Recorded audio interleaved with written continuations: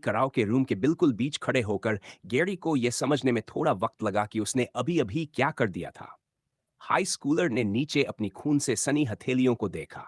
ज्यादातर खून उसकी अब भी तेज नोकदार उंगलियों पर जमा था, जो इस समय किसी जंगली जानवर के पंजों जैसी लग रही थी। मैंने सच में कर दिया और इस बार यह कोई एक्सीडेंट नहीं था, गैरी ने मन ही मन सोचा। मैं बस बहुत ज्यादा गुस्से में था। इस वक्त उसकी नजर के सामने एक ही चीज थी, सिस्टम स्क्रीन, जो उसके कामों के लिए उसे रिवॉर्ड दे रही थी। गैरी समझ नहीं पा रहा था कि उसे कैसा महसूस करना चाहिए। आमतौर पर इंसान को ऐसी हरकतों के लिए सजा मिलती है, लेकिन यहां तो उसे आगे भी ऐसा करने के लिए एनकरेज किया जा रहा था। 5 765 एक्सप गैरी अभी भी लेवल 6 पर था, लेकिन हर एक इंसान ने उसे 100 एक्सपी दिए थे, जो किसी भी कलर गैंग मेंबर को हराने से मिलने वाले एक्सपी से 2 गुना था। ये अब तक का सबसे ज्यादा एक्सपी था जो उसे किसी को पीटने पर मिला था, और फिर भी वह इंस्टिंक्टिवली जानता था कि ऐसा क्यों हुआ।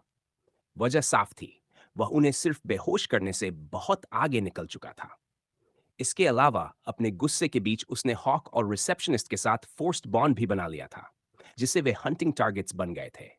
उसे पूरा यकीन था कि बाकी 2 पर भी मार्क लग चुका होता, अगर 5 की लिमिट पर वह रुक न गया होता। गैरी सब कुछ अपने रेज पर डालना चाहता था, लेकिन वह जानता था कि उसने क्या किया है। उसने खुद को रोकने की जरा सी भी कोशिश नहीं की थी। उसके दिमाग में बस एक ही ख्याल भरा था, उन कमीनों को सजा देना जिन्होंने उसकी बहन के साथ ऐसा किया था। मेरा दिमाग इतना साफ था कि मैं वो फैसला ले सका। इसका मतलब मैं कर सकता था। दोनों टारगेट्स का फोर्सफुली हंट करने पर गैरी को 2 रैंडम स्टैट पॉइंट्स मिले थे। स्ट्रेंथ 7, डेक्सटेरिटी 6, एंड्योरेंस 11 स्टैट्स देखते हुए उसने नोटिस किया कि एक्स्ट्रा पॉइंट्स डेक्सटेरिटी और एंड्योरेंस में बांटे थे। उसे थोड़ी उम्मीद थी कि ये स्ट्रेंथ में जाते, क्योंकि वो बाकी स्टैट्स से ज्यादा यूजफुल लगती थी, खासकर जब वह अपनी ताकत को बिली से कंपेयर करता था। हेल्थ की बात करें तो ड्रेनिंग क्लॉ स्किल को चारों पर इस्तेमाल करने के बाद वह पूरी तरह हील हो चुका था। गैरी ने यह भी समझ लिया था कि जब वह ये स्किल इस्तेमाल करता है तो उसके हाथों में जो ट्रांसफॉर्मेशन होती है उसकी वजह से ये पहले से कहीं ज्यादा पावरफुल हो जाती है, जैसे उसके पास अपनी ही ब्लेड्स हो, बल्कि उनसे भी बेहतर। लेकिन डाउनसाइड ये था कि इतनी फाइटिंग के बाद उसकी एनर्जी काफी कम हो गई थी।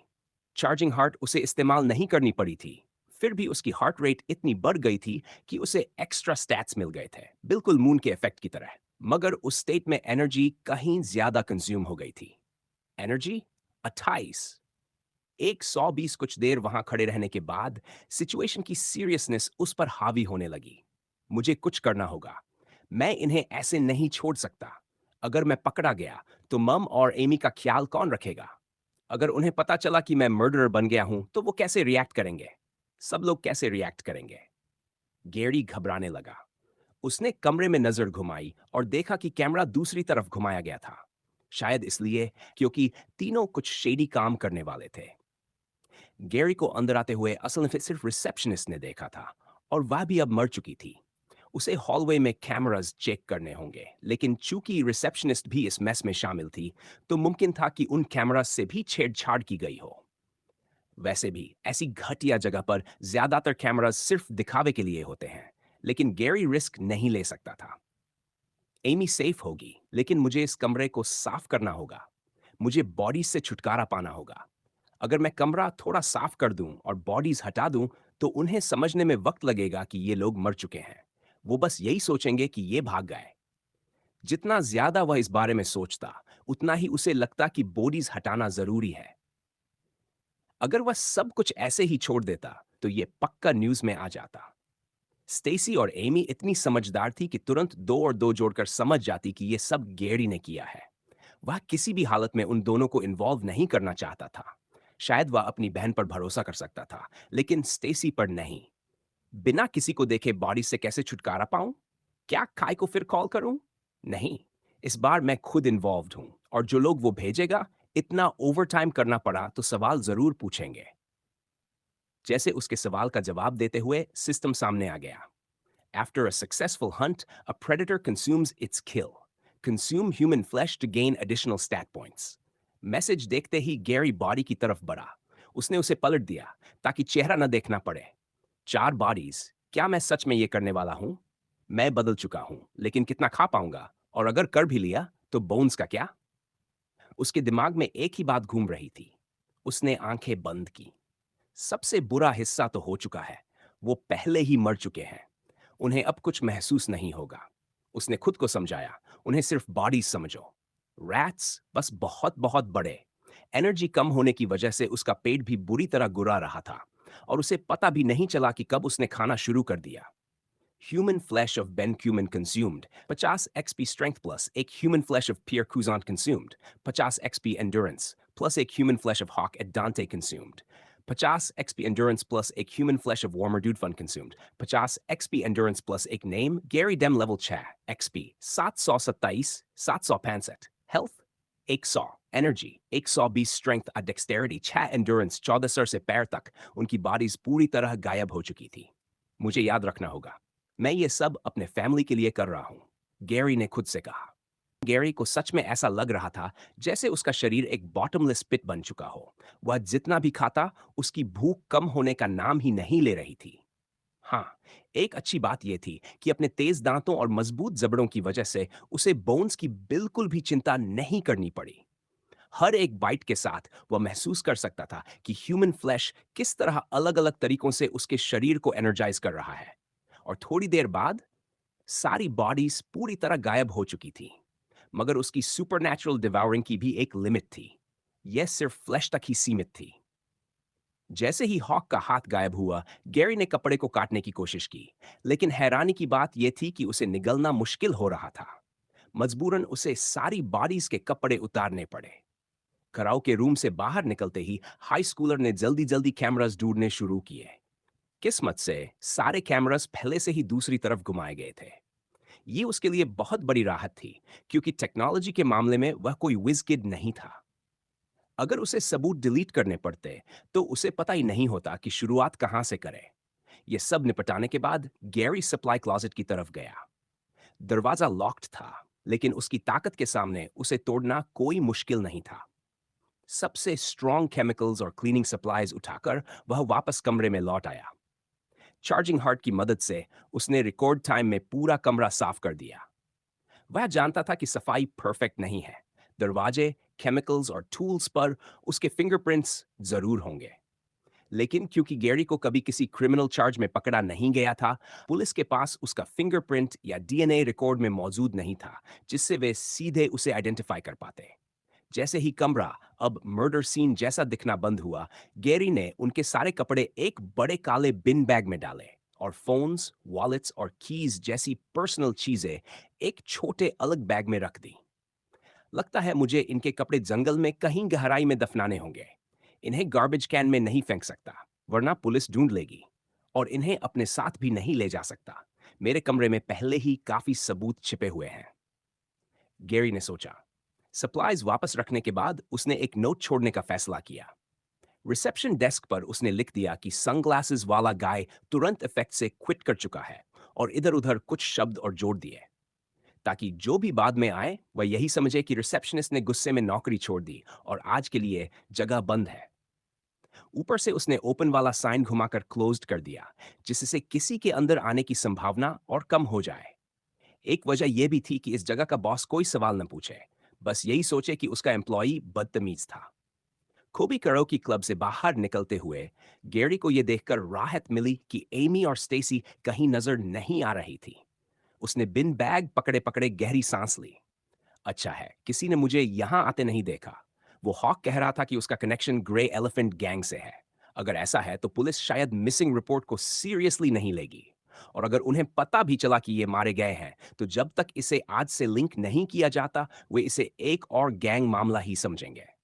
सब ठीक हो जाएगा गैरी, उसने खुद को समझाया। एमी को लेकर वह अब भी वरिड था, लेकिन उसे फॉलो करने का कोई तरीका नहीं था। आज वह अपनी बहन को मार्क नहीं कर पाया था और उसका फोन अभी उसी के पास था। ऐसे में उसने भरोसा किया कि स्टेसी उसे सेफली बाहर निकाल चुकी होगी और दोनों हॉस्पिटल पहुंच गई होंगी। अब गैरी खुद चैवली की तरफ बढ़ा, जहां कलर गैंग्स के बीच वॉर चल रही थी। वहां पहुंचकर वह चौंक गया। पूरे इलाके को पुलिस ने बैरिकेड कर रखा था। जब मैं गया था, तब तो ये नहीं था। खैर, इस हालात में इसे एक ही एरिया तक सीमित रखना शायद यही सबसे अच्छा तरीका है। गैरी ने एक पल के लिए हाथ अपनी छाती पर रखा। उन्हें देखते ही उसे डर लगा था कि कहीं वे उसे अरेस्ट करने तो नहीं आए। लेकिन इतनी सारी व्हीकल्स और उन्हें बस खड़े देखकर उसे असली हालात समझ में आ गए। उसके लिए ये मायने नहीं रखता था। उसे बस अंदर घुसने का कोई और रास्ता चाहिए था। अपनी नई जंपिंग और क्लाइंबिंग एबिलिटीज का इस्तेमाल करते हुए वह अपार्टमेंट्स के बीच की एलीवेज से होकर फेंस पार कर गया और उस एरिया में पहुंच गया जहां उसका अपार्टमेंट था। अंदर काफी दूर पहुंचने के बाद गैरी ने बाकी लोगों से लिए गए सारे फोन्स डिस्ट्रॉय करने का फैसला किया। इसमें उसे थोड़ा वक्त लगा, क्योंकि पहले यह समझना था कि कौन सा फोन किसका है। स्टेसी का फोन उसके पिंक केस की वजह से आसानी से पहचान में आ गया, लेकिन बाकी के लिए उसे फोन्स ऑन करने पड़े। वह गलती से गलत फोन डिस्ट्रॉय नहीं करना चाहता था। उसने मौके पर फोन्स तोड़कर कहीं फेंक क्यों नहीं दिए। इसकी वजह जीपीएस थी। अगर पुलिस फोन्स की last known GPS location track करती तो वे सीधे करियोकी क्लब पहुंच जाते। लेकिन अगर उन्हें यह दिखे कि फोन्स आखिरी बार आज ही एक्टिव थे, जिस दिन गैंग वॉर हुआ था, और लोकेशन इस एरिया की मिले, तो वे मान लेंगे कि ये लोग गैंग वॉर में इन्वॉल्व हो गए थे। गैरी बस यही उम्मीद कर रहा था कि इतना पता चलने के बाद पुलिस इतनी मेहनत ना करे कि हर जगह की डिटेल्ड इन्वेस्टिगेशन शुरू कर दे। लगता है अंडरडॉग्स में होना मेरे काफी काम आया, गैरी ने सोचा। उस वक्त मैं सोचता था कि अगर उन्होंने मुझे कुछ डेंजरस करने को कहा तो क्या होगा, या अगर मुझे पकड़े जाने से बचना पड़ा तो।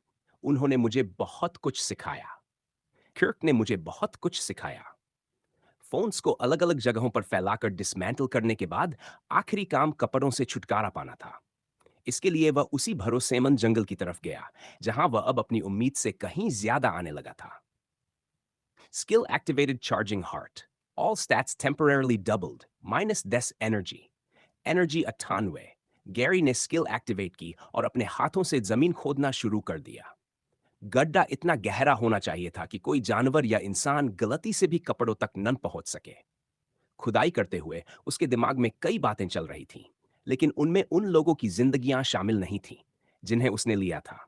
नहीं, वह अपनी बहन के बारे में सोच रहा था और ये कि सिस्टम की ताकतों का इस्तेमाल करके वह अपने फैमिली को कैसे प्रोटेक्ट कर सकता है।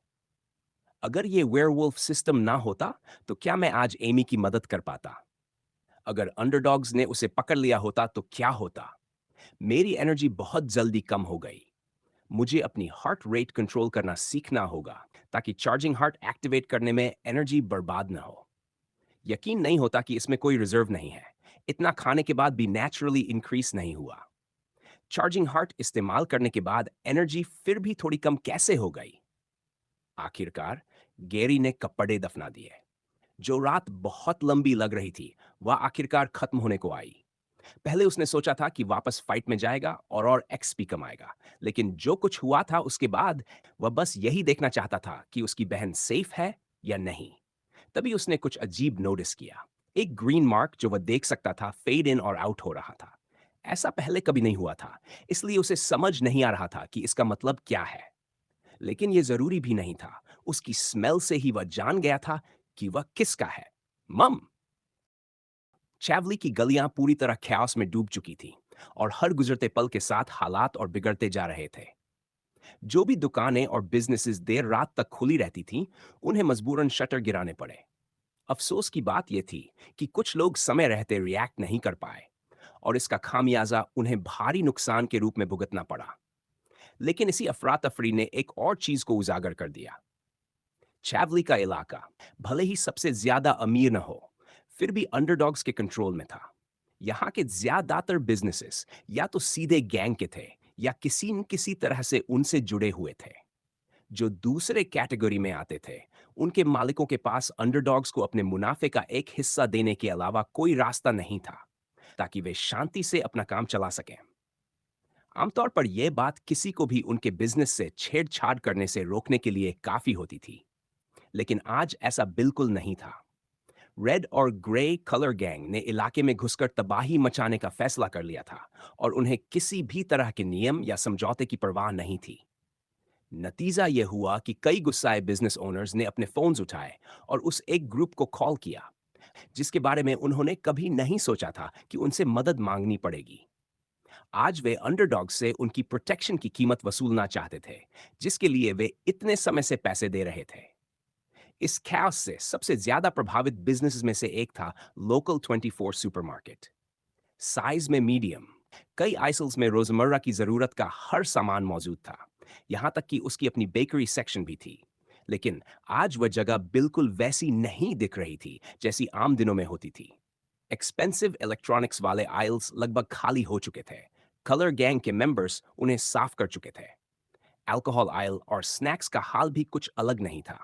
साफ लग रहा था कि यह कोई प्लान्ड लूट नहीं था, बल्कि बस हाथ में जो आया वही उठाने वाला मामला था। स्टोर के अंदर एम्प्लॉयज ने प्रोटोकॉल फॉलो किया और सप्लाई रूम की तरफ भागने की कोशिश की। मगर पैनिक में एक एम्प्लॉय ने अपने साथियों का इंतजार करने से इनकार कर दिया और रेनफोर्स डोर बंद कर दी, बाकी सबको उनकी किस्मत के भरोसे छोड़ते हुए। दरवाजे के बाहर 3 एम्प्लॉयज रह गए थे। उनमें से एक बुजुर्ग आदमी था जिसके बालों और दाढ़ी में सफेद झलक रही थी। जब उसकी 2 फीमेल कोवर्कर्स अब भी अंदर आने की गुहार लगा रही थी, वह क्लीनिंग सप्लाईज की तरफ भागा, एक मॉप उठाया और फ्रीजर सेक्शन के सामने पीठ टिकाकर कलर गैंग के मेंबर्स की तरफ बेतहाशा घुमाने लगा। दूर रहो कमीनो, ये मेरी दुकान नहीं है, जो लेना है ले लो, बस मुझे मत मारो। बूढ़ा आदमी गिड़गिड़ाया, लेकिन उनकी आंखों में वह साफ देख सकता था। वे उसे इंसान नहीं, किसी खिलौने की तरह देख रहे थे। एड्रेनलिन उनके सिर चढ़कर बोल रहा था। कलर गैंग को चोरी से ज्यादा इस खेओस का मजा आ रहा था। वे वही कर रहे थे जो आम हालात में करने की उन्हें इजाजत नहीं होती। अगले ही पल उनमें से एक ने पेंट का डिब्बा उछाल दिया।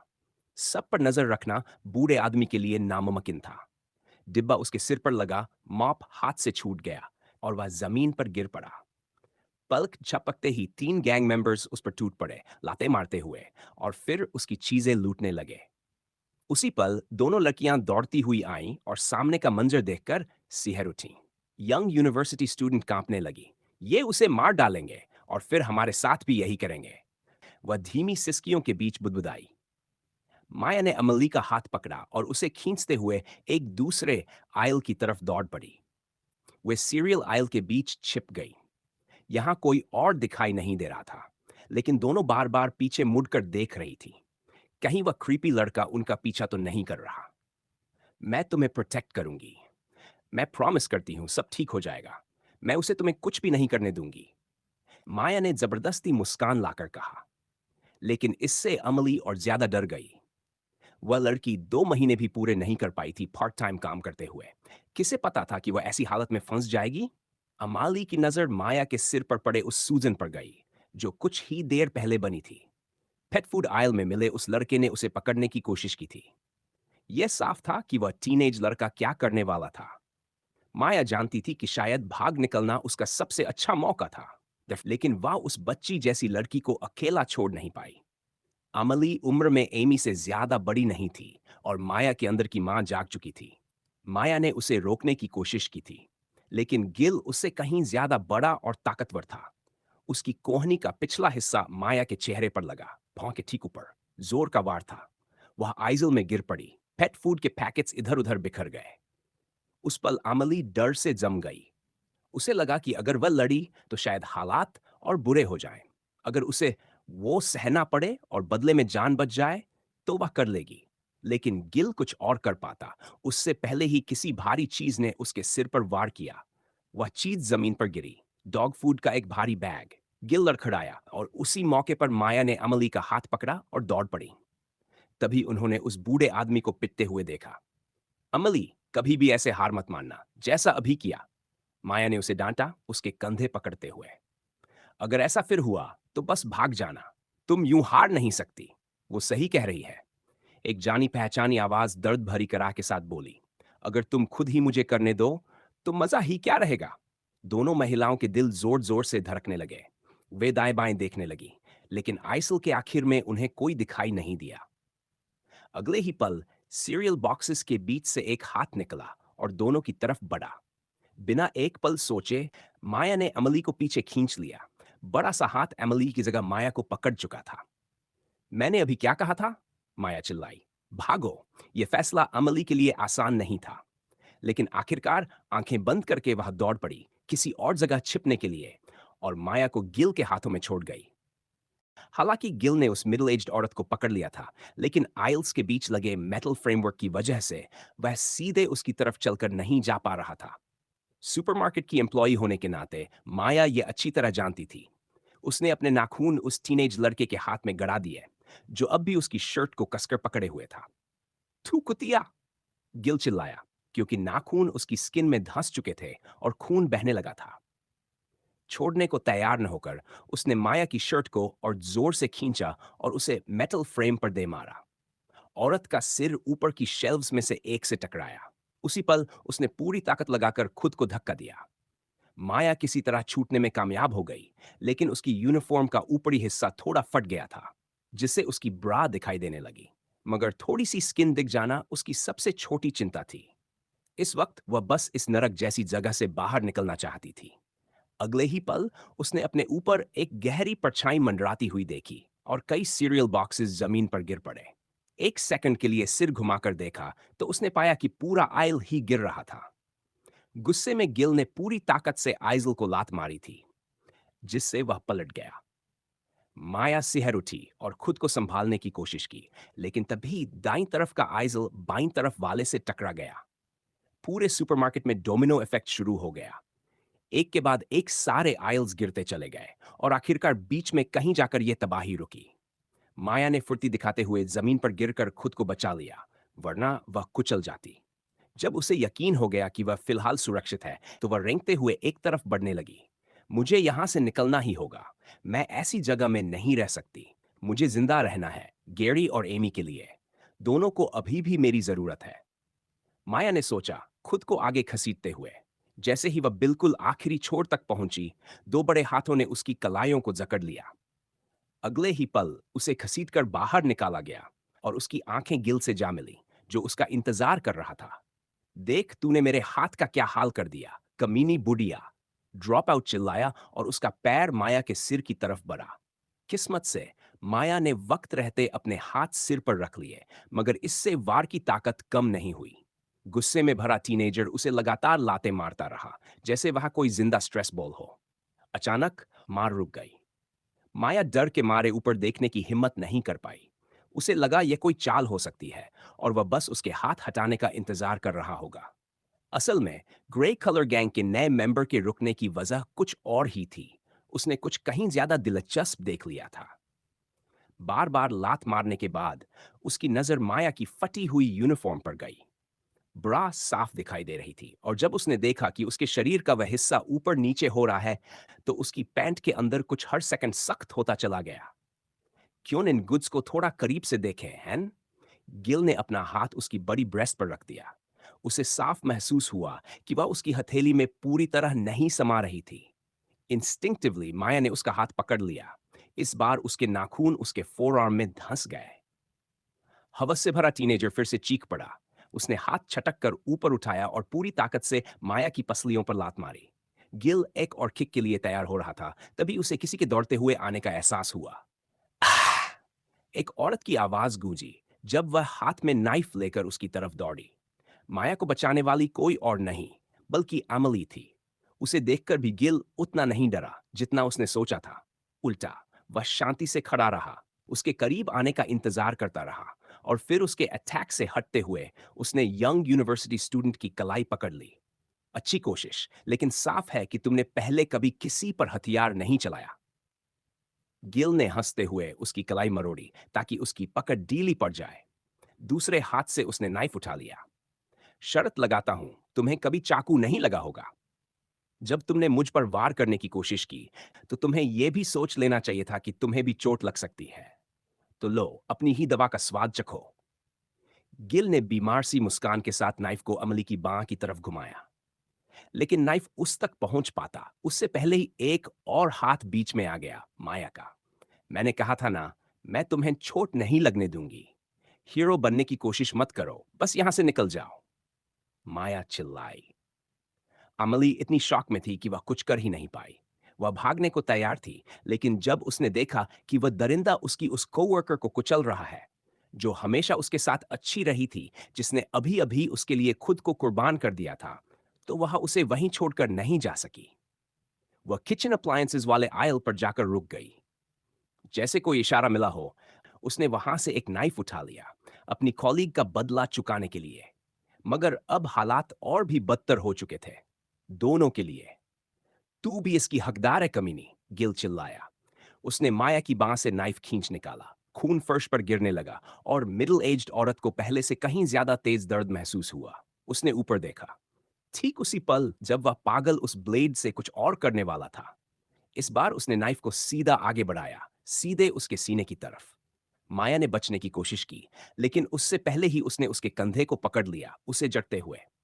नाइफ आगे बढ़ा, लेकिन तभी बगल से एक अजनबी हाथ आया और दो उंगलियों के बीच ब्लेड को रोक लिया। तुम लोगों ने इस इलाके में इतनी गड़बड़ कैसे मचा दी? एक मर्दाना आवाज बोली। क्या अंडरडॉग्स नाम का कोई मतलब ही नहीं रह गया? आज शाम मुझे तुम्हारे कुछ दोस्तों की गंदगी पहले ही साफ करनी पड़ी है, लेकिन तुम्हारे ग्रुप ने तो सबसे ज्यादा बकवास फैला दी है।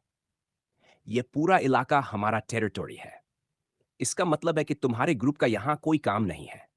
जो लोग यहां मौजूद हैं, वो सब किसी न किसी तरह हमारे लिए काम करते हैं। अगर तुम उन्हें हाथ लगाते हो, तो समझो हमें हाथ लगाया। और यकीन मानो, तुम ऐसा बिल्कुल नहीं चाहोगे। मैं खुद ये पक्का करूंगा कि ये सब तुम्हें जिंदगी भर याद रहे। अगले ही पल उसने हल्का सा हाथ घुमाया और नाइफ का एज ऐसे मुंह, चाकू को इतनी आसानी से मोड़ देना, और वो भी बिना जरा सी घबराहट के। ये साफ था कि अचानक सामने आया ये आदमी बिल्कुल भी नॉर्मल नहीं था। गिल के शरीर का हर एक रेशा उसे चीख चीख कर बता रहा था कि ये अजनबी बेहद खतरनाक है। उसकी मौजूदगी गिल की उम्मीदों से पूरी तरह बाहर थी, इसलिए उसे यह समझने में एक पल लग गया कि सामने वाला उससे चाहता क्या है। अंडरडॉग्स। बोर्डन ने हमें पहले ही वार्न किया था कि उनके आने का पूरा चांस है, लेकिन सिर्फ एक कलर गैंग के लिए वो बाहर क्यों निकलेंगे? और मुझे कैसे पता होगा कि वो किसे ढूंढ रहे हैं? हेल, हमारे ग्रुप में आधे से ज्यादा लड़कों के बाल ही ग्रीन हैं। गिल ने सोचा। ये ड्रॉप आउट अब सच में फ्रस्ट्रेट होने लगा था। उसका मजा अचानक किसी ने बीच में रोक दिया था। ग्रे कलर गैंग के मेंबर की तरफ से कोई रिएक्शन न देखकर क्यर्क ने गहरी सांस छोड़ी। हाँ, आजकल ग्रीन हेयर वाले लोग काफी हो गए हैं, है ना? क्यर्क ने आराम से कहना शुरू किया। और चूंकि हम उसका पीछा कर रहे हैं, हो सकता है उसने बाल किसी और कलर में डाई कर लिए हों, या फिर उसने ग्रीन ही रखा हो, ये सोचकर कि हम उससे चेंज करने की उम्मीद करेंगे। उसकी आवाज में हालात की सीरियसनेस का कोई असर नहीं दिख रहा था। माया, जिसे अभी अभी बचाया गया था, जब किर्क ने ग्रीन हेयर्ड किड कहा, तो उसके दिमाग में बस एक ही चेहरा आया। उसे साफ साफ याद था वो दिन जब उसका टीनेज बेटा घर लौटा था और हुडी के नीचे अपना सिर छुपाए हुए था। उस दिन, क्योंकि मिडिल एज्ड वुमन के लिए रेयर फ्री डे था, माया ने तय किया था कि पूरा परिवार साथ में डिनर करेगा। नेचुरली, गैरी को हुडी पहनकर खाने की इजाजत नहीं मिली थी। वो दिन हंसी और खुशी के आंसुओं से भरा हुआ था, और सब कुछ गैरी की एक्सपेंस पर। क्या वो गैरी की बात कर रहा है? नहीं, ऐसा कैसे हो सकता है? जरूर सिर्फ कोइंसिडेंस होगा। ये आदमी एडल्ट है, गैंग से जुड़ा हुआ है। गैरी का इससे क्या लेना देना हो सकता है? माया ने खुद को समझाया। जिस किड को हम ढूंढ रहे हैं, वो तुम्हारी ही एज का होगा, किर्क ने आगे कहा। इसलिए बस चांस लेकर पूछ रहा हूं। थोड़ा सा छोटा, हॉट हेडेड, एनर्जेटिक। कुछ याद आता है? उसने और डिटेल्स जोड़ी, उम्मीद करते हुए कि शायद कोई क्लू मिल जाए। इस पॉइंट पर गिल ने चाकू छोड़ दिया। उसे सीरियसली न लेने की फ्रस्ट्रेशन अब उसके डर से भी ज्यादा भारी पड़ने लगी थी। अंडरडॉग्स के मेंबर्स सही, लेकिन क्या वो अलग अलग गैंग्स का हिस्सा नहीं थे? वो इसे जवाब क्यों दे, जब उसे कुछ गेन ही नहीं होना था? हो सकता है मैं जानता हूं, हो सकता है नहीं, लेकिन फाक, मैं तुम्हें कुछ क्यों बताऊं? गिल चिल्लाया और खर्क की तरफ मुक्का फेंक दिया। एडल्ट आदमी ने गुस्सा नहीं खोया। जैसे उसने चाकू रोका था, वैसे ही उसने टीनेजर की मुट्ठी पकड़ ली और एक झटके में मोड़ दी। यह पहली बार नहीं था जब उसने ये सवाल पूछा था। समहाउ सारे कलर गैंग मेंबर्स का रिएक्शन एक सा ही होता था। उन्हें समझ ही नहीं आता था कि अब कंट्रोल उनके हाथ में नहीं रहा। ऑल्टर्ड अब इन टीन्स की नकली बहादुरी से थोड़ा थक चुका था, जो उसे फोर्स करती थी कि वो रफ हो जाए। अगले ही पल उसके नाखून फैलने लगे, मोटे, लंबे और तेज। उसके फोर आर्म्स पर हल्की सी फर उगाई, दांत बढ़ने लगे और शरीर पर डार्क स्पॉट्स दिखने लगे। आंसर मी, कर्क गर्जा। उस पल गिल कांप गया और जमीन पर गिर पड़ा। ये कर्क की एक्शन की वजह से नहीं था, बल्कि उसकी शक्ल ने उसे एक हालिया घटना की याद दिला दी थी, कुछ ऐसा जो ज्यादा पुराना नहीं था। अब ऐसे कांपने लगे। कर्क ने डरे हुए ड्रॉप आउट पर चिल्लाया, यही तुम थे ना जो खुद भी हर्ट होने के लिए रेडी रहने की बकवास कर रहे थे? इन बेचारों के साथ जो किया, उसके बाद जब कोई तुम्हारे सामने खड़ा हो गया तो पैंट्स गीली होने लगी। गिल लड़ना चाहे या नहीं, कर्क अब गुस्से से आगे निकल चुका था। उसे ऐसे लोग सबसे ज्यादा नफरत थे जो कमजोरों को टॉर्चर करने में मजा लेते थे, लेकिन ताकतवर के सामने मीक हो जाते थे। ऑल्टर्ड ने पैर घुमाया और गिल के पेट पर जोरदार किक मारी, इतनी ताकतवर कि टीनेजर जमीन से आधा मीटर ऊपर उछल गया। उसकी आंखों से पानी निकल आया और कुछ सेकंड्स तक वो सांस भी नहीं ले पाया। होश में आते ही उसके दिमाग में सिर्फ एक ही ख्याल आया, मदद मांगना। हेल्प! गिल ने कराहते हुए चिल्लाया, उस दिशा में मुड़ते हुए जहां बाकी कलर गैंग मेंबर्स होने चाहिए थे। Help me! उसी पल कर्क जैसे ही ब्लैक सूट्स पहने 5 एडल्ट आदमी सामने आए। हर एक किसी न किसी बेहोश कलर गैंग मेंबर को कपड़ों से घसीटते हुए ला रहा था। सुपरमार्केट लूटने में लगे सारे लोग निपटा दिए गए थे। ये देखकर गिल को फाइनली समझ आ गया कि वो किस डेंजर में फंस चुका है। अब समझ आया? कर्क ने खतरनाक स्mirk के साथ पूछा। गैंग में होना सिर्फ फन और गेम्स नहीं होता। तुम्हें लग सकता है कि तुम फैमिली हो, या लॉ तुम्हें छू नहीं सकती क्योंकि तुम्हारे पीछे लोग खड़े हैं, लेकिन यही रियलिटी है। तुम्हारे हर एक्शन के कॉन्सिक्वेंसेस होते हैं। इस सीन को याद रखना, क्योंकि ये कुछ ऐसा है जिसे तुम अब रोज देखने वाले हो। कर्क उसके लेवल पर क्राउच करते हुए उसे डांट रहा था। वो अभी भी ट्रांसफॉर्म्ड था और गिल की नजरें खुद ब खुद हटना चाहती थी। कर्क की आंखें शेर या बाघ जैसी थी और वो सीधे उसके शरीर में डर भर रही थी। फिर ऑल्टर्ड ने उसके बाल पकड़े और जबरदस्ती उसका चेहरा अपनी तरफ घुमा दिया। Look at me! कर्क गरजा, उसकी आंखों में घूरते हुए। देखो तुमने क्या किया। उसने उसका चेहरा पीछे खड़ी आंसुओं से भरी दो महिलाओं की तरफ मोड़ दिया। अब भी लगता है ये मजेदार है? कर्क ने पूछा, लेकिन कोई जवाब नहीं आया। आंसर! ऑल्टर्ड चिल्लाया और हाथ उठाकर गिल के चेहरे पर जोरदार थप्पड़ मारा। थप्पड़ भारी था और इतना ही नहीं, उसके नाखून क्लॉज बन चुके थे, जिन्होंने गिल के गाल को चीर दिया। उधर पूरी ताकत से दौड़ते हुए, चारों तरफ मचे ख्यास से बचता हुआ, गैरी सड़कों पर पड़े अनगिनत फाइट्स, बेहोश और खून से लथपथ कलर गैंग मेंबर्स और भयानक सीन्स को पार करता चला जा रहा था। आखिरकार सुपरमार्केट उसकी नजर में आ गया। बाकी दुकानों की तबाही देखकर हर एक के साथ उसकी मां को लेकर चिंता और बढ़ती जा रही थी। ऊपर से उसका आखिरी बचा हुआ रेड मार्क उसकी मां के ग्रीन मार्क जैसे इंटरट्वाइन हो चुका था। मम, प्लीज बी सेफ! थर गिल के चेहरे से खून टपक रहा था, लेकिन वहां मौजूद किसी को भी उस पर जरा सी भी हमदर्दी नहीं हुई। कर्क के बार बार थप्पड़ मारने के बाद यह तय था कि टीनेजर का चेहरा अब स्कार्स के बिना नहीं बचेगा। ऑल्टर्ड अभी भी अपनी पार्शियल ट्रांसफॉर्मेशन में था, फिर भी दोनों महिलाएं साफ देख सकती थी कि वो अंदर से बुरी तरह अपसेट था। ये उन दोनों के लिए इस आदमी से पहली मुलाकात थी, इसलिए उन्हें ठीक ठीक समझ नहीं आ रहा था कि वो इतना गुस्से में क्यों है। आखिरकार कर्क ने गिल को छोड़ दिया, जिसने कुछ भी कहने से इनकार कर दिया था। टीनेजर बेहोश हो चुका था, चाहे वो दर्द की वजह से हो, थकावट, शॉक या कुछ और। सर, जब तक हम यहां पहुंचे, ये लोग एक एम्प्लॉय को मार चुके थे और दो को बुरी तरह घायल कर दिया था। एक शायद अपनी इंजरी से नहीं बच पाएगी, जबकि दूसरी को अगर तुरंत हॉस्पिटल ले जाया जाए तो बचने का चांस है। इस एरिया के सारे ग्रे और रेड कलर मेंबर्स को हम हरा चुके हैं। आप क्या करना चाहेंगे? एक मेंबर ने पूछा। जिस सम्मान से वो आदमी उस मददगार अजनबी से बात कर रहा था, उससे साफ हो गया कि कर्क ही इस ग्रुप का लीडर था। जवाब देने से पहले कर्क ने जमीन पर पड़े गिल को देखा, फिर जेब से फोन निकाला। स्क्रीन पर कई मैसेजेस थे जिन्हें वो ध्यान से देखने लगा। बाकी ग्रुप्स ने भी हालात कंट्रोल में ले लिए हैं, उसने कहा। लगता है ये छोटी सी वॉर आखिरकार खत्म होने वाली है। एक गहरी सांस लेने के बाद ऑल्टर्ड ने ऑर्डर्स देने शुरू किए। अगर अब तक नहीं किया है तो क्लीन अप ग्रुप को नोटिफाई करो कि डिसीज्ड बॉडीज का इंतजाम करें। कुछ लोगों को हम बेस पर ले चलेंगे, उनसे इंफॉर्मेशन निकलवाने की कोशिश करेंगे। उम्मीद है प्रोफेशनल्स उन्हें बोलने पर मजबूर कर देंगे। Yes sir. सबने एक साथ जवाब दिया और कलर गैंग मेंबर्स को महिलाओं की नजर से दूर घसीटने लगे। कुछ ही पलों बाद सुपरमार्केट में चीखें गूंज उठीं। गैंग मेंबर्स ने कम घायल लोगों को बेरहमी से होश में लाकर उनसे उनके सुपीरियर्स के बारे में पूछताछ शुरू कर दी थी। जहां तक कर्क का सवाल था, उसने गिल को साथ ले जाने का फैसला किया। भले ही वो बड़ा सा टीनेजर कलर गैंग में किसी खास पोजीशन के लिए बहुत छोटा लगता था, लेकिन ऑल्टर्ड उसे यूं ही छोड़ देने के मूड में नहीं था। अपने सेवियर को जाते देख एमिली उसका शुक्रिया अदा करना चाहती थी। उसके लिए कर्क एक नाइट इन शाइनिंग आर्मर था, ऐसा इंसान जिसे वो कभी नहीं भूल पाएगी। स्ट्रॉन्ग, ब्रेव और गुड लुकिंग भी।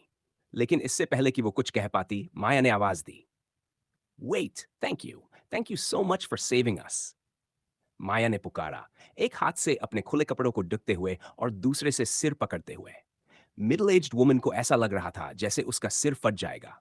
उस शाम गिल की कोहनी से चोट, शेल्फ से टकराना और फिर टीनेजर का उस पर कई बार पैर रखने की कोशिश, सब कुछ एक साथ हुआ था। हमें धन्यवाद देने की जरूरत नहीं है, क्यर्क ने कहा, पीठ अब भी उनकी तरफ किए हुए। इस बार हम तुम्हारी साइड पर थे, लेकिन उतनी ही आसानी से हम ही तुम्हें अटैक करने वाले हो सकते थे। तुम्हारे बाकी कॉलीग से अलग, तुम लकी थी कि हम टाइम पर पहुंच गए। इतना कहकर ऑल्टर्ड आगे बढ़ने लगा, लेकिन माया के पास अब भी एक सवाल था।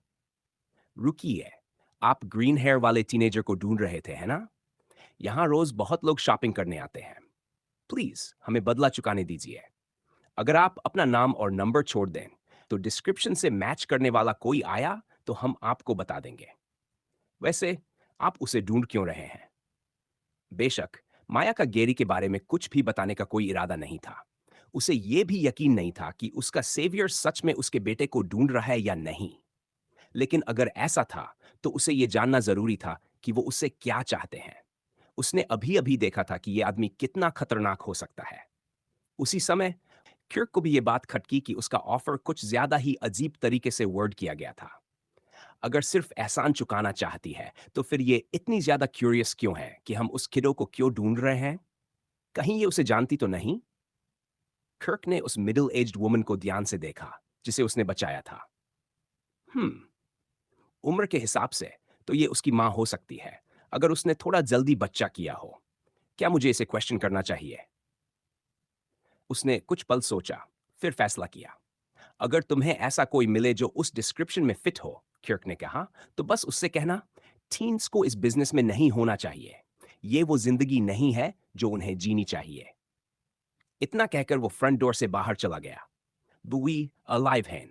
हम किसी तरह बच गए। अमली खुशी से रो पड़ी। उसकी आंखों से राहत के आंसू बह निकले। अगले ही पल दोनों महिलाओं ने फुटस्टेप्स की आवाज सुनी। एक पल के लिए उन्हें लगा कि शायद अंडरडॉग्स के लोग कुछ भूल गए हैं, लेकिन आवाज उनके पीछे से आ रही थी। जो भी था, वो सुपरमार्केट के साइड एंट्रेंस से अंदर आया था। ज्यादा देर नहीं लगी, उन्होंने काले कपड़ों में एक हुडेड फिगर को देखा। Another one. अमली फिर से डर गई। कर्क और उसके लोग जा चुके थे। अब उन्हें कौन बचाएगा? लेकिन उसकी हैरानी तब बढ़ गई जब वो हुडेड लड़का उसे पार करता हुआ सीधा माया की तरफ दौड़ पड़ा। Mum mum, are you all right? Gary ने पास पहुंचते ही पूछा। हुड के अंदर से माया देख सकती थी कि ये उसका अपना बेटा है। उसके चेहरे पर हल्की सी मुस्कान आ गई। गैरी ने एक पल में उसकी हालत देख ली। सिर बुरी तरह सूजा हुआ, कपड़े फटे हुए, होंठ से खून और बाहों व साइड पर गहरे ब्रूजेस। ये किसने किया? कौन सा एसहोल जिम्मेदार है इसके लिए? गैरी लगभग चिल्ला पड़ा, लेकिन जवाब देने की जगह उसकी मां ने बस अपने हाथ खोल दिए और उसे गले लगा लिया। तुम्हें देखकर बहुत सुकून मिला, उसने कहा। तुम्हें कैसे पता चला कि मैं यहां हूं? यह समझते ही कि माया इस लड़के को जानती है, एमिली आखिरकार रिलैक्स कर पाई।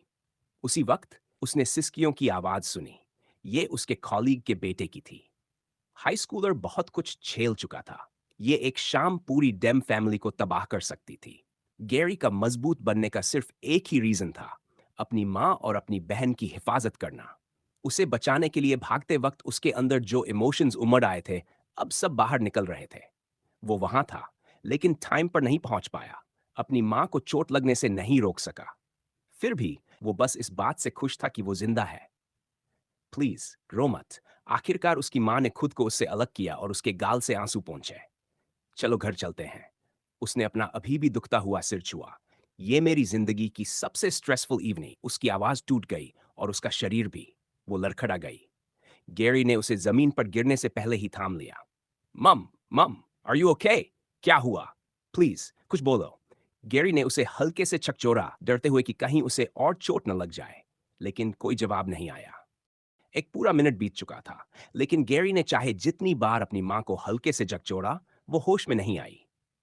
बेबस होकर उसने उसकी कलीग की तरफ देखा, मगर यंग यूनिवर्सिटी स्टूडेंट भी समझ नहीं पा रही थी कि क्या करे। उसने बस हेल्पलेसली एम्बुलेंस बुलाने की पेशकश की। गैरी जानता था कि कलर गैंग वॉर अभी भी चल रही है। इस हालत में न पुलिस फोर्स, न एम्बुलेंसेस, न टैक्सीज कुछ भी इस एरिया में घुस नहीं पाएंगे। कोई और रास्ता न देख टीनेजर ने खुद ही उसे हॉस्पिटल ले जाने का फैसला किया। उसने एक पल की भी देरी नहीं की और चार्जिंग हार्ट एक्टिवेट कर लिया। अगर एक सेकंड भी जल्दी पहुंच सकता था तो उसे इस बात की परवाह नहीं थी कि कितनी एनर्जी खर्च हो जाएगी। लेकिन सच कहे तो स्किल की ज्यादा जरूरत भी नहीं पड़ी। उसकी हियरिंग उसे लगातार उसकी मां की हार्ट बीट सुनने दे रही थी, जो हर पल कमजोर और धीमी होती जा रही थी। ये महसूस करते ही उसका हार्ट रेट और तेज हो गया, यहां तक कि वो अपनी पार्शियल ट्रांसफॉर्मेशन स्टेट में चला गया।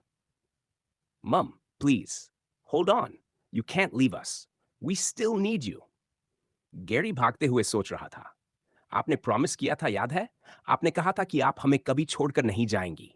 आपको सरवाइव करना ही होगा, ताकि मैं आपको और एमी को बेस्ट लाइफ दे सकूं, ताकि हम इस सिटी से बाहर निकल सके, इन गैंग से दूर। आपने अभी अपनी जिंदगी जीना शुरू भी नहीं किया है। आखिरकार गैरी स्लोफ के सेंट्रल हॉस्पिटल के बाहर पहुंच गया। चैवली से, जहां गैंग वॉर हुआ था, ये काफी दूर था। लेकिन अपनी स्पेशल सिचुएशन की वजह से टीनेजर को यहां पहुंचने में 20 मिनट से भी कम लगे। अच्छी बात यह थी कि हॉस्पिटल अभी तक दूसरे एक्सीडेंट से भरा हुआ नहीं लग रहा था। अपनी मां को नीचे रखने को तैयार न होते हुए गैरी डबल डोर्स की तरफ दौड़ा और सिर से धक्का देकर उन्हें खोल दिया। जोरदार धमाके के साथ दरवाजे खुल गए। Please somebody help, my mother was attacked by gang members, she's not waking up। Reception area में घुसते ही गैरी चिल्लाने लगा, इस बात की परवाह किए बिना कि वो कितनी डिस्टरबेंस पैदा कर रहा है। उसका यह स्टंट तुरंत असरदार साबित हुआ। सिक्योरिटी गार्ड्स और ड्यूटी पर मौजूद कुछ नर्सेस तुरंत उसकी तरफ आए। शुरू में गार्ड्स उसे डांटने ही वाले थे, लेकिन तभी उन्होंने देखा कि हाई स्कूलर कितना एग्जॉस्टेड है। यह साफ था कि वो अपनी मां को बहुत दूर से उठाकर लाया है। उसकी पीठ पर पड़ी महिला की हालत देखकर गार्ड्स कुछ समझ ही नहीं पाए। तभी एक नर्स ने उन्हें साइड में धकेलते हुए आगे कदम बढ़ाया। वो कितनी देर से ऐसी हालत में है? नर्स ने पूछा, गैरी को इमरजेंसी रूम की तरफ ले जाते हुए। मुझे नहीं पता, काफी देर से। वो जख्मी है, प्लीज उसे बचा लीजिए। नर्स ने उसे एक डिटर्मिन नजर से देखा, ऐसी नजर जिसने गैरी को यकीन दिला दिया कि वो उसे बचाने के लिए अपनी पूरी ताकत लगा देगी। अपनी मां को स्टाफ के हवाले करने के बाद गैरी ने नर्स के इंस्ट्रक्शंस फॉलो किए और वेटिंग एरिया में बैठ गया। उसका दिमाग तेजी से दौड़ रहा था। वो सोच रहा था कि अगर उसकी मां न रही तो जिंदगी कैसी होगी, वो और एमी कैसे जिएंगे, सब कुछ कैसे बदलेगा। उसके ख्यालों को तोड़ते हुए हॉस्पिटल स्टाफ की एक और फीमेल नर्स क्लिपबोर्ड लेकर उसके पास आई और उसे थमा दिया। मैं समझ सकती हूं कि आप बहुत मुश्किल समय से गुजर रहे हैं, लेकिन अभी हमें जितनी जानकारी आप दे सकते हैं उतनी भरनी जरूरी है। क्या कोई फादर, पार्टनर या बॉयफ्रेंड है जिसे हमें इन्फॉर्म करना चाहिए? गैरी ने सिर हिला दिया। समझ गई। अभी जो भी भर सकते हैं वो भर दीजिए। अगर पॉसिबल हो तो किसी एडल्ट से कांटेक्ट कीजिए जो पेपर वर्क में आपकी और हमारी मदद कर सके। जैसे ही हमें और जानकारी मिलेगी मैं आपको बता दूंगी। उसके जाने के बाद गैरी ने फॉर्म देखा। उसमें हेल्थ इंश्योरेंस और इमरजेंसी कांटेक्ट की डिटेल्स मांगी जा रही थी। हाई स्कूलर जानता था कि उनका फैमिली हेल्थ इंश्योरेंस अफोर्ड नहीं कर सकता। जैसे जैसे लोग जॉब खोते जा रहे थे, ये प्रिविलेज बहुत पहले ही छूट चुका था। अब तो ये बस टियर 1 और कुछ टियर 2 सिटीज में ही इनडायरेक्टली मौजूद था। इमरजेंसी कॉन्टैक्ट, कोई एडल्ट। गैरी ने सोचा, हमारे पास कोई नहीं है जो हमारी मदद करे। ऐसे टाइम पर मैं किसे कॉल करूं? उसने पेन इतनी जोर से पकड़ा कि वो टूट गया। इंक फॉर्म पर फैल गई और वो झुंझलाकर गाली दे बैठा। वैसे भी बेकार है, इसमें भरने के लिए मेरे पास कोई इंफॉर्मेशन ही नहीं है। ये सब हुआ कैसे? मैंने बॉन्ड मार्क बनाया था ताकि मैं उसकी प्रोटेक्शन कर सकूं। फिर भी मैं फेल हो गया। ये गैंग वॉर की वजह से ही हुआ होगा। रास्ते में मैंने उनके मेंबर्स देखे थे। ये उन्हीं का काम है, उन डैम कलर गैंग्स का। मैं उन्हें ढूंढूंगा। जिसने भी ये किया है उसे ढूंढ निकालूंगा। गैरी क्लिपबोर्ड को इतनी जोर से पकड़े हुए था कि वो भी लगभग टूटने वाला था। गैरी। उसे एक जानी पहचानी आवाज सुनाई दी। मुड़कर देखा तो उसने किसी ऐसे इंसान को देखा जिसकी उम्मीद भी नहीं थी, और फिर भी उसका यहां होना पूरी तरह समझ में आता था। एमी, तुम यहां हो? गैरी उठ खड़ा हुआ और उसकी आंखों में फिर से आंसू भर आए। उसने उसे जोर से गले लगा लिया। मुझे बहुत खुशी है कि तुम ठीक हो, कि तुम्हारे साथ कुछ नहीं हुआ। थोड़ी शर्मिंदा होकर एमी ने उसे हल्का सा धक्का देकर अलग किया। मैं ठीक नहीं हूं, मेरा चेहरा देखो, उसने कहा। उसका चेहरा आंशिक बैंडेजेस से ढका था और उसकी नाक पर भी कुछ चढ़ा हुआ था। तुम यहां क्या कर रहे हो? क्या स्टेसी ने कॉल किया? नहीं, हमारे फोन्स तो उन जर्क्स के पास ही रह गए थे।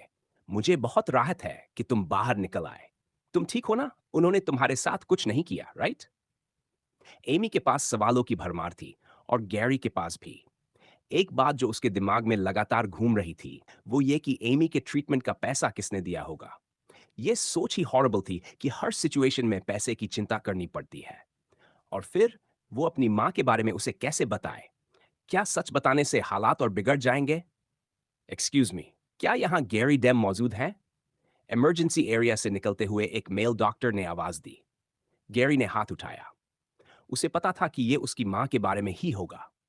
लेकिन जैसे ही डॉक्टर पास आया, उसके चेहरे के भाव अच्छे नहीं लग रहे थे। गैरी, डॉक्टर ने गंभीर आवाज में कहा, मुझे नहीं पता कि इसे कहने का सब सही तरीका क्या है, लेकिन ये आपकी माँ के बारे में है। अनफॉर्चुनेटली, मेरे पास आपके लिए कुछ बैड न्यूज है। डॉक्टर के वो शब्द सुनते ही एक पल के लिए गैरी को लगा जैसे उसके चारों तरफ की दुनिया बिल्कुल शांत हो गई हो। वो सामने खड़े एडल्ट को देख रहा था, लेकिन उसकी आंखें कहीं और ही अटकी हुई थीं। Bad news. ये दो शब्द उसके दिमाग में बार बार गूंज रहे थे, आसपास की सारी आवाजों को डुबोते हुए। ऐसा लग रहा था जैसे किसी ने उसे पानी के अंदर धकेल दिया हो, जहां सांस लेना भी मुश्किल हो जाता है, क्योंकि जो ख्याल अभी अभी उसके दिमाग में आए थे वो सच में बदल सकते थे। गैरी, उसकी बहन की आवाज गूंजी। गैरी, क्या हो गया? वो क्या कह रहा है? मम के साथ क्या हुआ? एमी घबराकर चिल्लाई। उसे तो ये भी नहीं पता था कि उनकी मां को भी यहीं लाया गया है। डॉक्टर ने अभी तक कुछ समझाया नहीं था, क्योंकि वो देख सकता था कि गैरी अभी भी सदमे में है। उसने पहले भी लोगों को ऐसे रिएक्ट करते देखा था, और लड़के के साथ खड़ी ये यंग गर्ल शायद उसकी रिलेटिव थी, मोस्ट लाइकली उसकी डॉटर, जो इस अचानक आई खबर को अपने भाई से बेहतर हैंडल नहीं कर पा रही थी। वेट, मार्क, अचानक गैरी के दिमाग में ख्याल आया। वो मर नहीं सकती। अगर वो मर गई होती तो सिस्टम मुझे बता देता, राइट? वो डेड नहीं है, वो अभी भी जिंदा है। ये सोचते ही उसने हवा में देखा। इमरजेंसी रूम की तरफ से एक हल्का सा लेकिन साफ दिखाई देने वाला ग्रीन मार्क अभी भी मौजूद था। प्लीज, मुझे बताइए मेरी माँ कैसी है? गैरी ने पूछा। डॉक्टर ने एक बार फिर हाई स्कूलर को ध्यान से देखा। उसकी आंखों में कुछ बदल चुका था। नॉर्मली ऐसी इंफॉर्मेशन किसी बच्चे को नहीं दी जाती, लेकिन यहां कोई और था ही नहीं। उसे अफसोस हुआ कि इन बच्चों को इतनी कम उम्र में ऐसी दुनिया का सामना करना पड़ रहा है। गैरी, तुम काफी ब्रेव हो, डॉक्टर ने कहा। जो भी हो, ये डिटर्मिनेशन अपने साथ बनाए रखना। सबसे पहले मैं तुम्हारी सबसे बड़ी चिंता दूर कर देता हूं। तुम्हारी माँ अभी हमारे साथ है। हर वाइटल्स स्टेबल है। शरीर पर जो ब्रूजेस है वो टाइम के साथ ठीक हो जाएंगे। बोन्स भी सिर्फ ब्रूज्ड है, कोई ब्रेक नहीं हुआ है। गैरी और एमी दोनों ने थोड़ी राहत की सांस ली, लेकिन डॉक्टर ने आगे कहा, प्रॉब्लम यह है कि तुम्हारी माँ होश में आने के कोई साइंस नहीं दिखा रही है। हेड ट्रॉमा की वजह से वो एक परमानेंट स्लीप लाइक स्टेट में चली गई है। आप कोमा की बात कर रहे हैं? एमी ने चिल्लाते हुए डॉक्टर का हाथ पकड़ लिया। मम कोमा में है? ये कैसे हुआ? वो कब उठेंगी? वो उठेंगी ना, राइट? डॉक्टर एक पल के लिए चुप हो गया। ये उसका काम था, ऐसी खबरें देना, लेकिन इतने छोटे बच्चों को ये सब बताना हर बार मुश्किल होता है। हमें नहीं पता, उसने गहरी सांस लेते हुए कहा। अगर हम लकी रहे तो वो कुछ घंटों या कुछ दिनों में उठ सकती हैं, लेकिन इसमें वीक्स लग सकते हैं, और बहुत रेयर केसेस में ईयर्स भी। सॉरी, अभी कुछ भी क्लियर नहीं है। नेक्स्ट स्टेप ये होगा कि हम आपके गार्डियन से बात करें, अकोमोडेशंस और बाकी चीज़ों के बारे में। हॉस्पिटल एक हफ्ते तक बिल्स कैरी कर सकता है, लेकिन उसके बाद अगर पेमेंट नहीं हुआ तो वो यही रुक गया, क्योंकि एमी के रोने की आवाज़ और तेज़ हो गई थी। ये उसके लिए बहुत ज़्यादा था, लेकिन गैरी अब भी खुद को संभाले हुए था। अगर आपको और इन्फॉर्मेशन चाहिए या जब आपका गार्डियन आए, तो मुझसे मिल लीजिए। डॉक्टर ने कहा, मैं कोशिश करूंगा कि आपके लिए टाइम निकाल सकूं। इतना कहकर वो इमरजेंसी डिपार्टमेंट की तरफ लौट गया।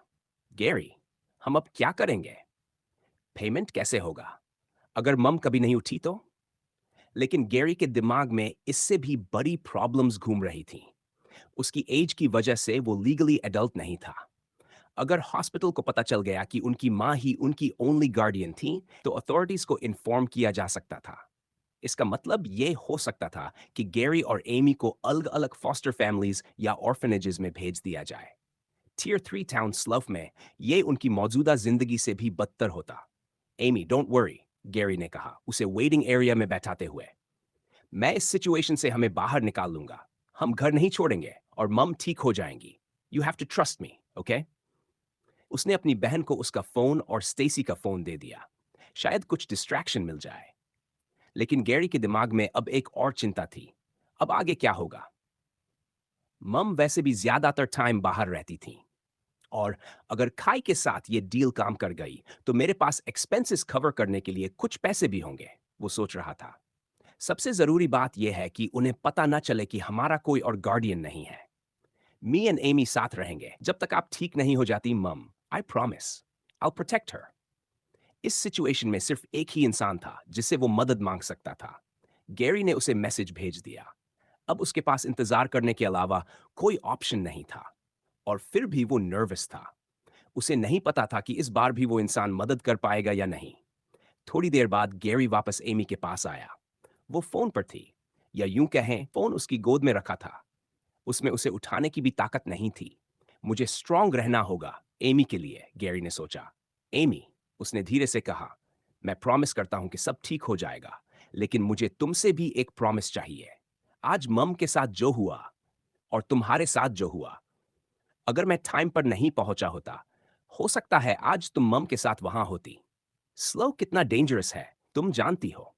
इसलिए प्रॉमिस करो, अगर कभी भी तुम्हें लगे कि तुम ट्रबल में हो, जैसे आज था, तो तुरंत मुझे कांटेक्ट करोगी, ओके? पहले गैरी ऐसा प्रॉमिस करने से डरता था। उसे लगता था कि एमी शायद कुछ बातें उससे छुपाने लगे। लेकिन आज उसने खुद उसे कॉल किया था। जो कुछ उसने झेला और मम की हालत जानने के बाद गैरी को यकीन था कि वो ये प्रॉमिस कभी नहीं तोड़ेगी। गैरी ने अपनी छोटी उंगली आगे बढ़ाई। एमी ने भी अपनी उंगली लपेट दी और सिर हिला दिया। फिर दोनों ने अपने अंगूठे आपस में टकराए। ये उनका बचपन से चला आ रहा रिचुअल था, पिंकी प्रॉमिस और फिर स्टैंप ऑफ अप्रूवल।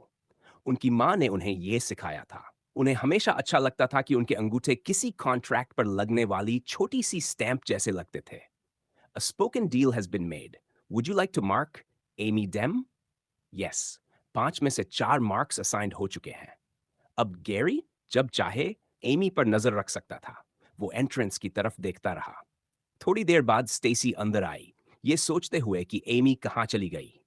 शुरू में वो गैरी को देखकर खुश हुई, लेकिन उसकी आंखों में देखने से बचती रही। वैसे भी गैरी की हालत ऐसी नहीं थी कि वो इस पर ध्यान देता। स्टेसी ने एमी से बात करने की कोशिश की, लेकिन साफ था कि वो आइडल टॉक के मूड में नहीं थी। आखिरकार उसने गैरी को फोन लाने के लिए थैंक यू कहा और चली गई। जाते जाते उसने बताया कि हॉस्पिटल बिल की चिंता ना करे, ये उसकी गलती थी, और लकीली उसके पेरेंट ने अग्री कर लिया था। आखिरकार गैरी की आंखों में थोड़ी जान लौटी जब उसने एंट्रेंस से किसी को अंदर आते देखा। आज पहली बार अपर क्लासमैन डिशेवल्ड और ब्रूज्ड लग रहा था। उसके पीछे एक मैच्योर लेकिन बेहद खूबसूरत वुमन थी जिसे गैरी ने पहले कभी नहीं देखा था। वो कौन है? एमी ने पूछा जब उसका भाई अचानक खड़ा हो गया। वो गैरी एक पल के लिए रुका। ओरिजिनली उसने खाई से सिर्फ अपनी सेल्फिश जरूरत की वजह से कांटेक्ट किया था, लेकिन हाल ही में उसे बार बार उससे मदद मांगनी पड़ी, और हर बार चाहे रिक्वेस्ट कितनी भी क्रेजी क्यों न हो, खाई ने साथ दिया। अगर वो इस प्रॉब्लम को भी सॉल्व कर देता, तो गैरी पूरे दिल से उसकी मदद करने को तैयार था। ऐसा इंसान उसके लिए स्ट्रेंजर नहीं रह गया था। वो मुस्कुरांड है। एमी से कहकर कि वह अपनी सीट पर ही इंतजार करे, गैरी तेजी से खाई की तरफ बढ़ा। सच कहें तो उसे पूरा भरोसा नहीं था कि वह सच में आएगा। मैसेज में खाई का बस इतना ही जवाब आया था, I'll see what I can do। आखिर वह कोई जादुई जिन तो था नहीं जो हर इच्छा पूरी कर दे। स्लफ में जो कुछ हुआ था, उसके बाद अगर खाई किसी और झंझट में फंसा होता तो गैरी को हैरानी भी नहीं होती। लेकिन उसे दरवाजे से अंदर आते देखना, और वो भी किसी ऐसे इंसान के साथ जो उन दोनों से उम्र में बड़ा लग रहा था, गैरी के दिल में एक उम्मीद जगा गया। एमी को पीछे रुकने को कहने की वजह भी यही थी। वह नहीं चाहता था कि उसकी बहन किसी भी तरह इस गंदे मामले में घसीटी जाए जिसमें वह खुद फंस चुका था। सच सच बता, क्या मेरी सारी चेतावनियां नजरअंदाज करने में तुझे मजा आता है? काय ने हल्की झुंझलाहट के साथ सिर खुजलाते हुए कहा, मतलब सीरियसली, मैंने तुझे किसी जेल की कोठरी में बंद रहने को तो नहीं कहा था। फिर भी तू बाहर निकल गया और अब समहाउ अस्पताल में पहुंच गया है। वो भी तब जब कल तेरा मैच है। गेरी ने काय को बस इतना ही बताया था कि वह अस्पताल में है। पूरी कहानी टेक्स्ट में समझाना आसान नहीं था। ऊपर से अगर खाई को पता चल जाता कि गेरी असल में किन हालात से गुजरा है, तो शायद वो उसे थोड़ी छूट देता या फिर और ज्यादा सुनाता। आई एम सॉरी काय, मैं बस। गैरी बीच में ही रुक गया।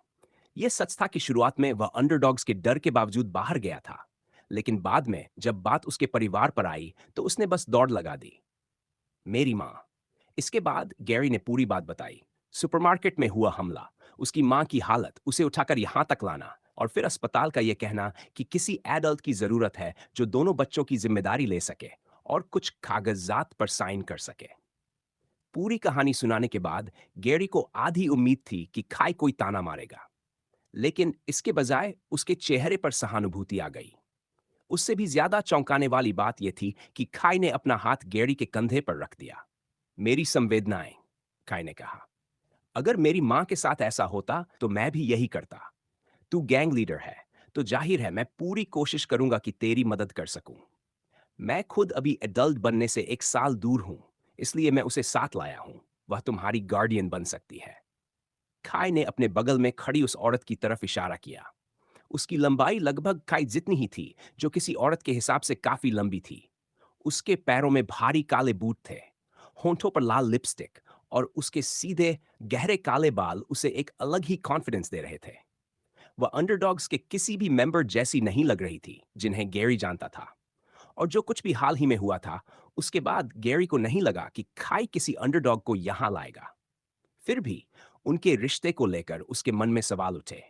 हालांकि गैरी ने टटोलना ठीक नहीं समझा। जब तक वह औरत मदद करने को तैयार थी, उसके लिए वही काफी था। तीनों रिसेप्शन काउंटर पर पहुंचे, जहां उन्हें एक और फॉर्म दिया गया।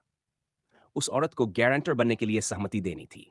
अगर समय पर भुगतान न हुआ तो अस्पताल सीधे उसी से पैसे वसूल सकता था। ऐसा काम लोग आमतौर पर सिर्फ अपने सबसे भरोसेमंद परिवार या दोस्तों के लिए ही करते हैं। फिर वही सवाल गैरी के मन में उभरा। आखिर वह खाई के लिए कौन थी? वह उसकी मां तो नहीं लगती थी, बहुत जवान थी। चेहरे से भी दोनों में ज्यादा समानता नहीं दिखती थी। फिर भी कहीं न कहीं वह उसे जानी पहचानी सी लगी। कुछ और जानकारियां भरनी थी, लेकिन उस औरत ने खुद संभालने की पेशकश की। इससे खाई और गैरी को एक तरफ खड़े होने का मौका मिल गया। कुछ देर तक दोनों चुप रहे। खाई ने नोटिस किया कि गैरी बार बार अपनी मुट्ठी भींच रहा था, उसका चेहरा सिकुड़ जाता था। साफ था कि उसके दिमाग में बहुत कुछ चल रहा है। मैं अस्पताल के बिल का इंतजाम करने में मदद करूंगा, खाई ने कहा। जरूरत पड़ी तो इमरजेंसी फंड से भी काम चला लेंगे। तभी गैरी को एहसास हुआ, खाई उसे दिलासा देने की कोशिश कर रहा था। मैं ही क्यों? गैरी ने ऊपर देखते हुए पूछा। तुम मेरी इतनी मदद क्यों करते हो? मुझ में कुछ खास नहीं है।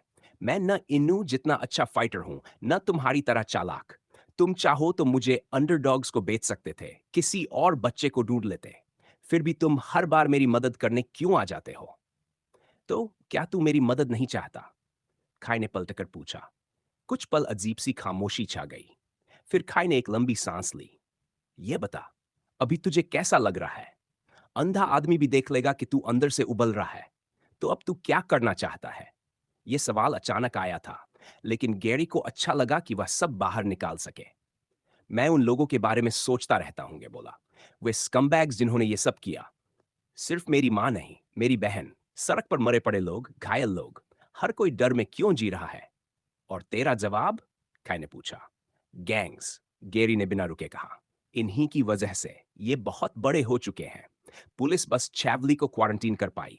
मेयर और सरकार कुछ नहीं कर पा रहे। मुझे उनसे नफरत है। मैं चाहता हूं कि ये सब खत्म हो जाए नेका। वही नजर, वही गुस्सा, कुछ ऐसा जिसे वह खुद कभी महसूस कर चुका था। यही तेरा जवाब है, गैरी बोला। जितना मैं तुझे जानता जा रहा हूं, उतना समझ आता है कि हम ज्यादा अलग नहीं हैं। सच ये है कि इन्हें कानूनी तरीके से खत्म करना नामुमकिन है।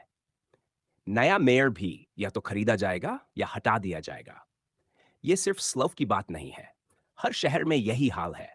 टियर 1 शहरों के ऊपर किंग्स बैठे हैं, लेकिन वे भी इतने बड़े हो चुके हैं कि एक दूसरे से डरते हैं। आपस में लड़ेंगे तो कमजोर हो जाएंगे। आज तक कोई ऐसी ताकत नहीं बनी जो ऊपर तक जाकर सबको हटा सके। अगर तू गैंग्स को खत्म करना चाहता है, तो रास्ता यही है। अपनी गैंग बना, मेरे साथ ऊपर तक चढ़, और जिनकी तू परवाह करता है उन्हें बचा। हम जैसे लोगों के लिए यही एक तरीका है इस जगह को बदलने का। फैसला तेरे हाथ में है कि ऊपर पहुंचकर तू क्या करेगा। लेकिन याद रख, ये सब तब करना है, इससे पहले कि तू अपने किसी अपने को खो दे। खाई ने अपना हाथ आगे बढ़ाया। हम एक डील पहले ही कर चुके हैं। अब जब हम एक ही सोच पर हैं, हाथ मिला लीडर। उसी पल गैरी ने देखा कि रिसेप्शन पर खड़ी औरत कागजात पूरे करके उनकी तरफ आ रही थी। उसे अजीब सा लगा, जैसे वक्त खत्म हो रहा हो। अगर उसने अभी खाई का हाथ नहीं पकड़ा, तो शायद दोनों फिर कभी एक दूसरे को समझ ही न पाए। लेकिन हाथ मिलाने का मतलब था उस चीज को बनाना जिससे वह नफरत करता था। आखिरकार गैरी ने हाथ बढ़ाया और खाई का हाथ मजबूती से पकड़ लिया। I'll do it. I'll help you. Help us. खाई ने मुस्कुराते हुए सुधार किया। टियर 3 टाउन में रहना मतलब क्राइम का आम होना। ऐसे इलाकों में पुलिस फोर्स सीमित होती है। बजट्स टियर 1 शहरों के मुकाबले काफी कम होते हैं, और वैसे भी गैंग्स का ओवरऑल कंट्रोल थोड़ा ढीला ही रहता है। फिर भी स्लाव को एक मॉडरेट टाउन माना जा सकता था। अंडरडॉग्स यहां एक खतरनाक ताकत जरूर थे, लेकिन उनकी वजह से पुलिस को ज्यादातर छोटे मोटे कलर गैंग्स के झगड़ों से ही निपटना पड़ता था। बड़े लेवल की लड़ाइयां कम ही होती थीं। लेकिन आज की रात अलग थी। पुलिस फोर्स और पूरे शहर के लिए ये उसके इतिहास के सबसे बुरे दिनों में से एक था। चैवली में 3 सबसे बड़ी गैंग्स के बीच लगभग एक जंग छिड़ गई थी, जिसने पूरे इलाके को अराजकता में डुबो डुबो दिया। जब हालात आखिरकार शांत हुए, तब एंटन की प्लानिंग के मुताबिक पुलिस आगे बढ़ पाई। लेकिन नतीजे बिल्कुल भी अच्छे नहीं थे। कई गैंग मेंबर्स अब इंटेंसिव केयर में थे, और जो नहीं थे, उन्हें भी किसी न किसी तरह की चोट लगी थी। शुक्र था कि सभी अस्पताल नहीं पहुंचे, क्योंकि गैंग्स के अपने अंडरग्राउंड डॉक्टर्स भी होते हैं, जहां वे इलाज करा लेते हैं। फिर भी पुलिस की सबसे बड़ी चिंता गैंग मेंबर्स नहीं, बल्कि सिविलियंस थे जो इस सब में फंस गए थे। पुलिस रिपोर्ट के मुताबिक 14 सस्पेक्टेड गैंग मेंबर्स की जान जा चुकी थी। 4 आम लोगों की मौत हुई थी, और 2 इंटेंसिव केयर में थे, जिनमें गैरी की मां भी शामिल थी।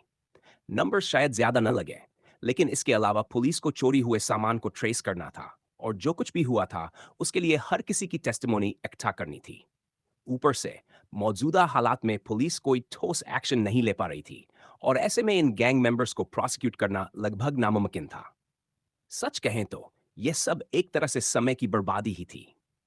एंटन, पुलिस चीफ, यह अच्छी तरह जानता था, इतना बड़ा हमला यूं ही नहीं हो सकता।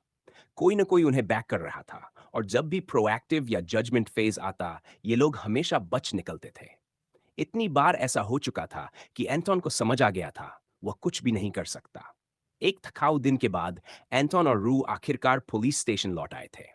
एंटोन की आंखें लाल थीं, और वह बार बार अपने चेहरे पर हाथ फेर रहा था। सर, आपने बहुत मेहनत की है, थोड़ा आराम कर लीजिए। रू ने कहा। किस लिए? एंटोन ने जवाब दिया।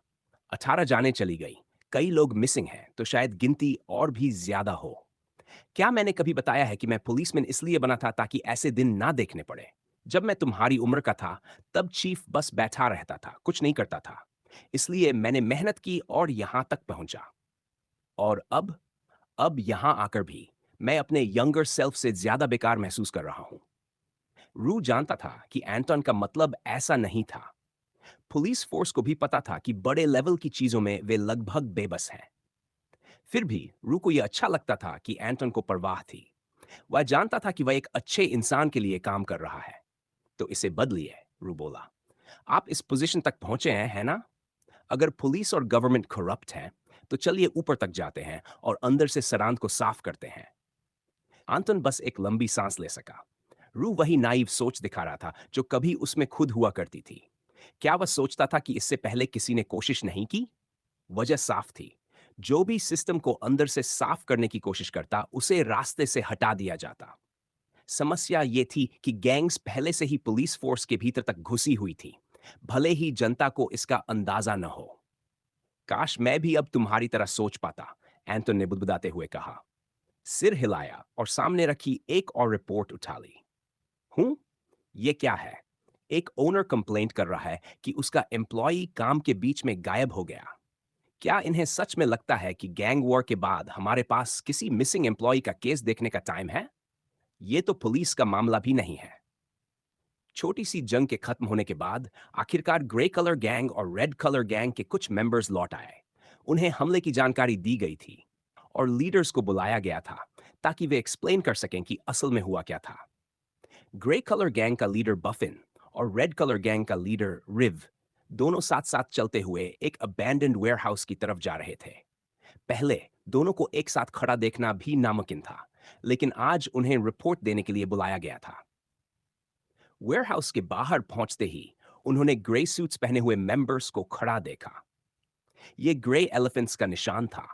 दोनों ने एक गहरी सांस ली और अंदर दाखिल हो गए। वेयरहाउस शिपिंग क्रेट से भरा हुआ था। पहले ये ग्रे कलर गैंग का हैंग आउट हुआ करता था, लेकिन ग्रे एलिफेंट्स के लीडर, जो असल में ग्रे कलर गैंग को कंट्रोल करते थे, अब इसे जैसे चाहें वैसे इस्तेमाल करते थे। पीछे की तरफ क्रेट्स के ऊपर एक विशालकाय आकृति खड़ी थी। मांसपेशियों पर मांसपेशियां चढ़ी हुई, जैसे इंसानी दीवार हो।